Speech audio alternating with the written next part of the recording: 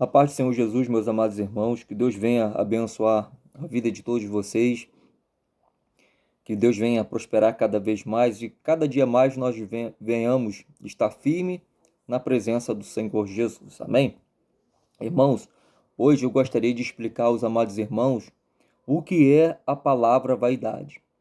Porque a Bíblia diz em vários lugares, irmãos, que versículos que falam, aleluia, sobre vaidade. Só que muitas das vezes as pessoas não dizem que a vaidade ela é pecado, porque mesmo Salomão ele falando que vaidade, tudo é vaidade. E nós sabemos, irmãos, que no Novo Testamento, quando a Bíblia ela vem falar sobre vaidade, muitas das vezes a gente acha que vaidade é quando, vamos supor um exemplo, uma mulher ela começa a usar batom, brincos, pintar o cabelo, essas coisas todas assim, irmãos, cordões, anéis e pulseiras, isso são vaidade. E se você muitas das vezes for procurar na Bíblia, a Bíblia ela nos ensina sobre essas coisas. Mas o que é interessante é que quando a Bíblia aqui eu separei para os amados irmãos, 1 Timóteo capítulo 2, versículo 9. Da mesma forma que as mulheres em traje decente se enfeitem com modéstia e bom senso, não com tranças no cabelo, ouro, pérolas e roupas caras.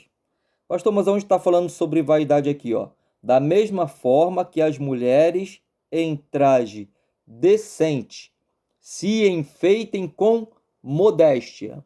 Se enfeitem com modéstia.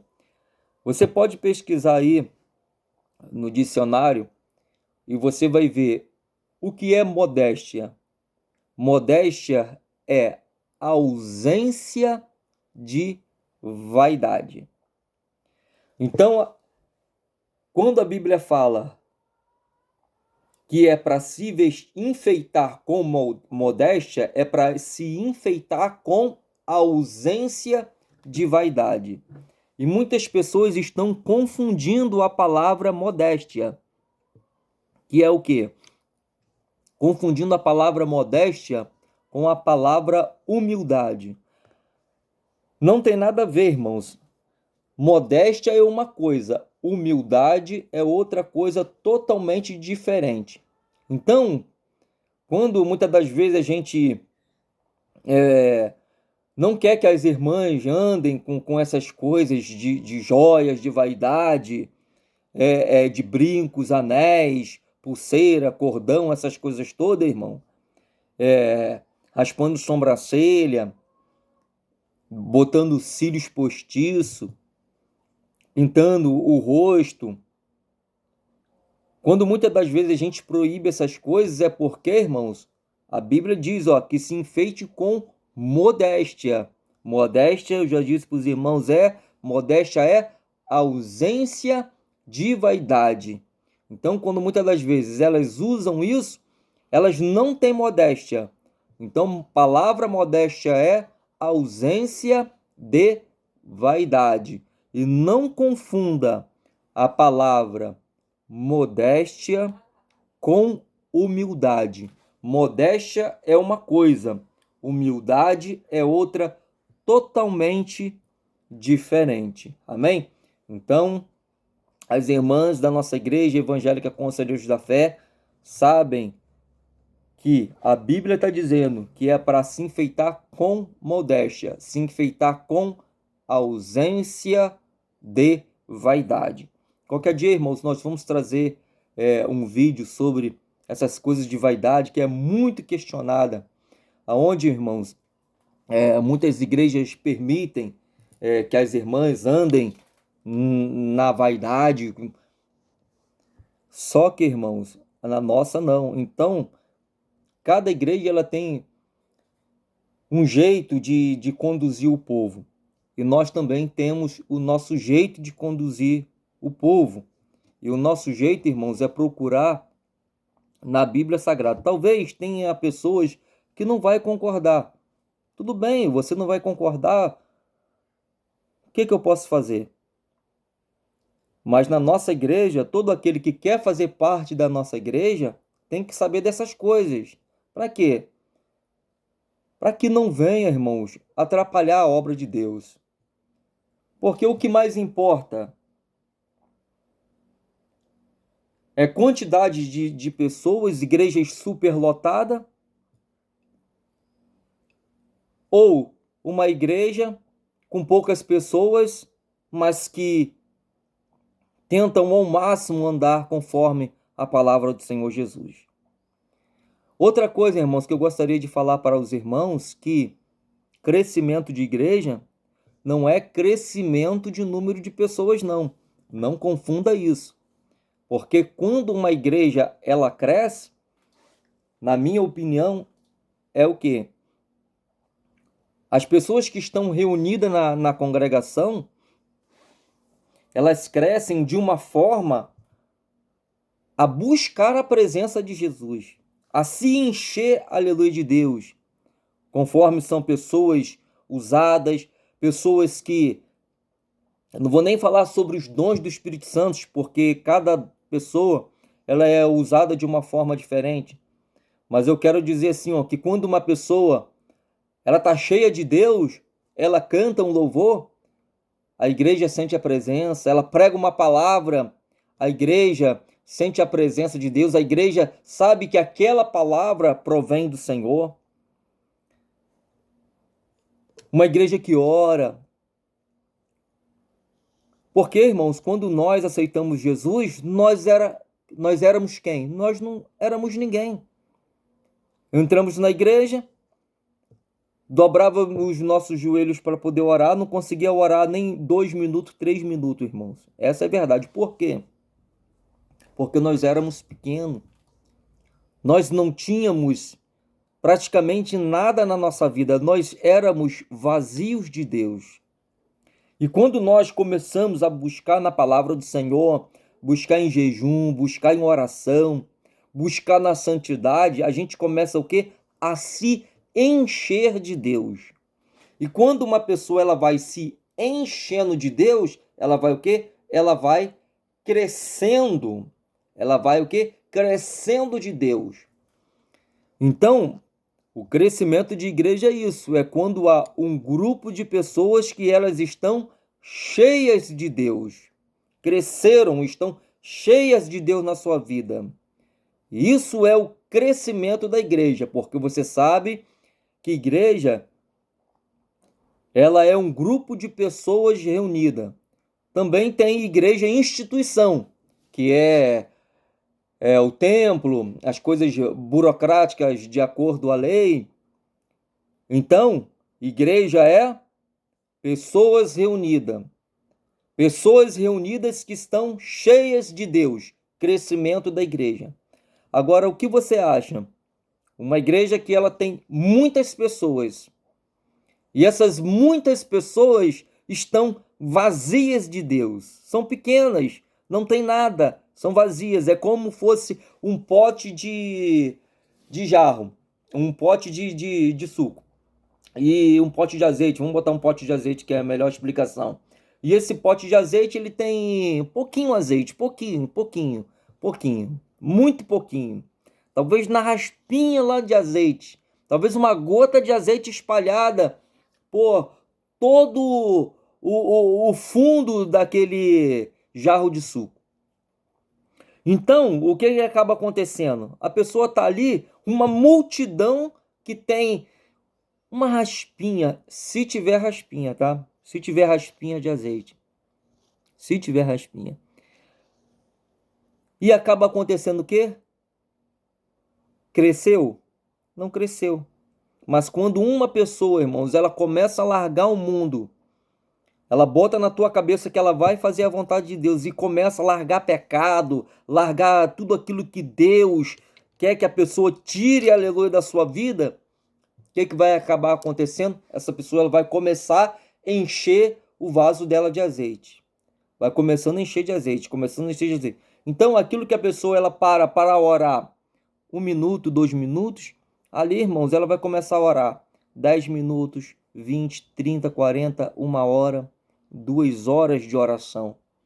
Aí você sabe o quê? Que ela cresceu, porque o azeite que estava embaixo, o azeite, subiu.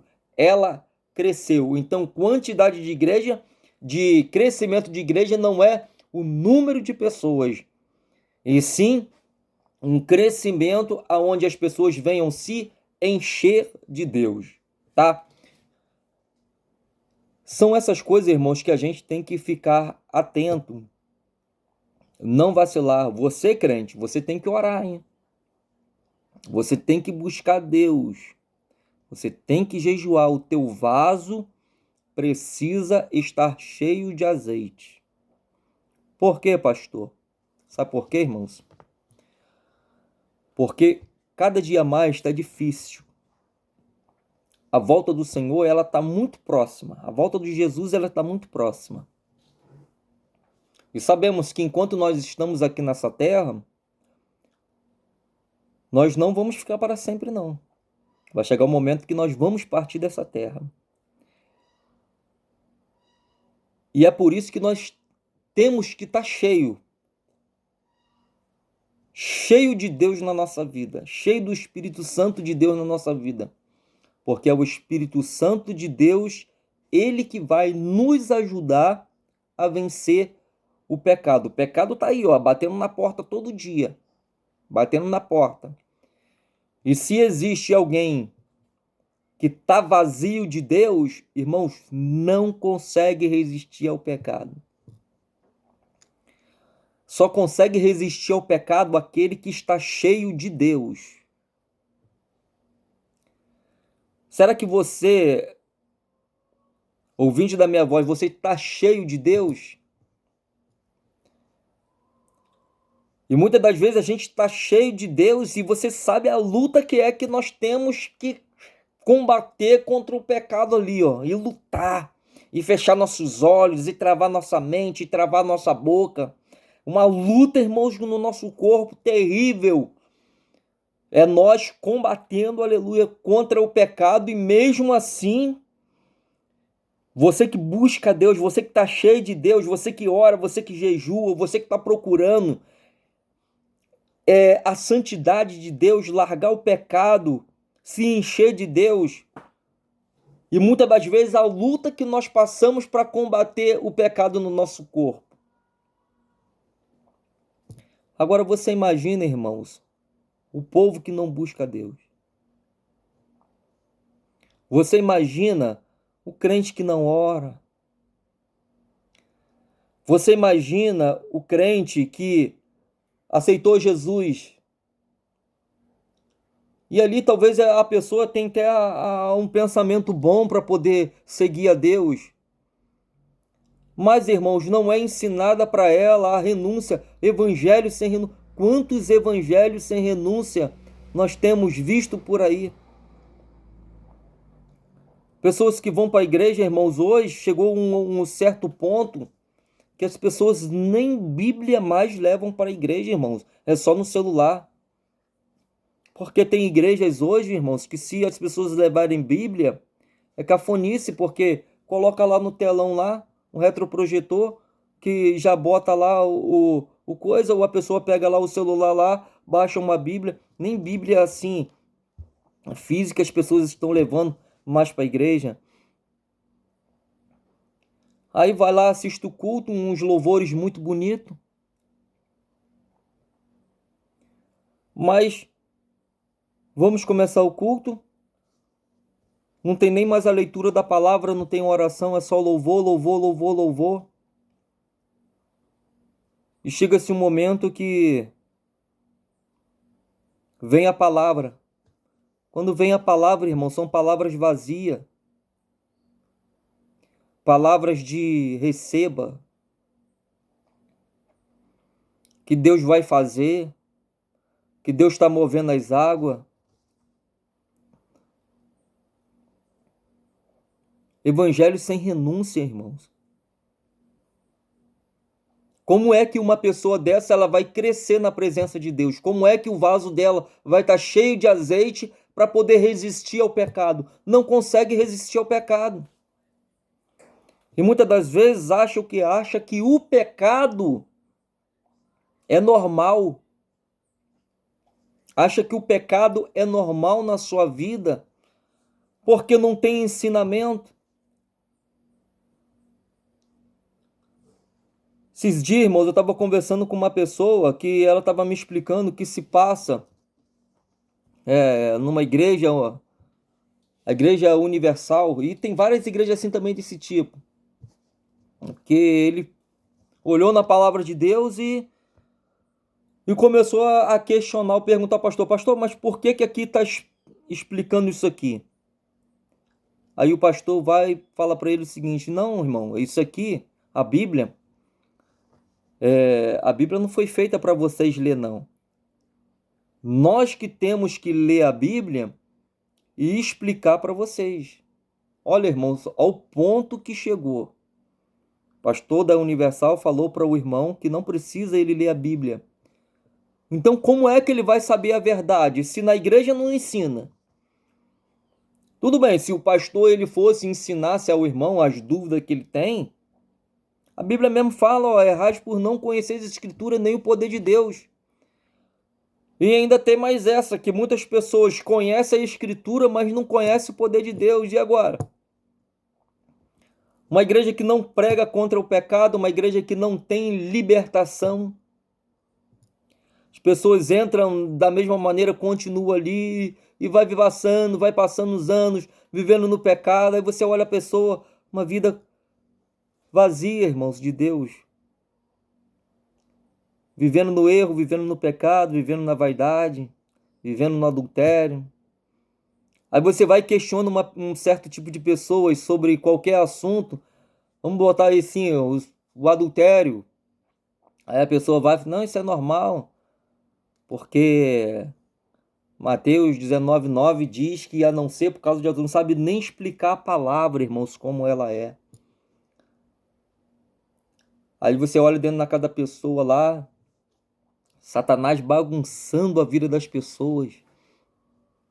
Vidas destruídas. Provação, todos nós passamos provações. Não pensa você que você quer entrar no reino de Deus e não vai passar por provações? Vai passar sim, ó. Porque a Bíblia diz que por muitas tribulações nos importa passar, para que venhamos alcançar o reino de Deus. A tribulação você tem que passar sim, ó. Porque crente que não passa tribulação, irmãos, como é que ele vai ser preparado para poder alcançar o reino de Deus? Então, crente ele tem que passar por tribulações. E são essas tribulações que ela nos aperfeiçoa. E um crente que não tem azeite na sua vida, quando vier a tribulação, sabe o que significa? Casa construída sobre a areia. E tem muita casa construída sobre a areia. Que na primeira tribulação de vento de tempestade, quando vem, derruba a casa, depois a pessoa só vive, aleluia, em depressão. Quantos crentes hoje estão com depressão? Sabe por causa de quê? Porque é casa construída sobre areia. Sabe por quê? É porque o vaso não tem azeite nenhum. E quando vem a tempestade sobre a vida da pessoa, ela não consegue firmar. Sabe por quê, irmãos? Ela não consegue? Porque muitas das vezes está em um lugar a qual não é incentivado a orar, não é incentivado a jejuar, não é incentivado a buscar santidade. Porque nós vamos passar dificuldades na nossa vida e nós temos que estar preparado para ela. Porque quando vier a tentação, se o teu vaso não tiver azeite, você não vai conseguir resistir à tentação, irmãos. Então, busque a Deus firmemente. Resista ao pecado. Resista às tentações malignas que vêm sobre a sua vida. Procure viver uma vida de santidade.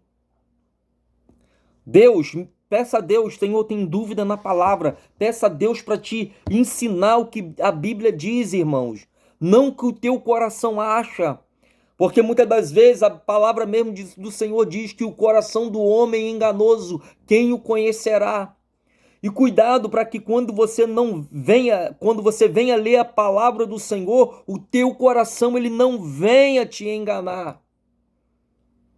Porque muitos versículos da palavra de Deus é claro você entender, mas como o homem ele já tem tendência ao pecado, ele começa a transformar aquela palavra para que ele viva de acordo ao pecado a qual ele quer.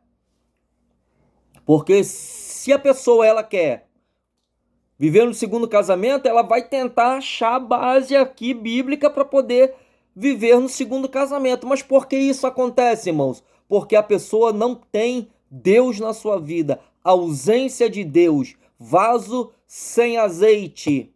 Suscetível ao pecado. Querendo transformar a palavra de Deus para o seu próprio conhecimento, aquilo que você acha. Mais uma coisa, esqueça aquilo que você acha. A tua opinião não serve para a minha opinião, a nossa opinião não serve para nada. O que serve é a palavra do Senhor. O tempo tem passado e as pessoas estão doentes. Depressão, síndrome do pânico, ansiedade. E você vê, irmãos, que a maioria é tudo crente sofrendo dessas coisas. Pastor, mas por que sofre? Porque, irmãos, não tem Deus na sua vida. Porque, irmãos, vive o evangelho sem renúncia. Porque, irmãos, não é ensinado a viver uma vida de oração.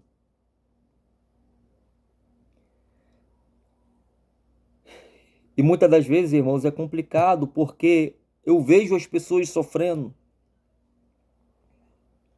Esses dias, estava trabalhando e entrou uma passageira.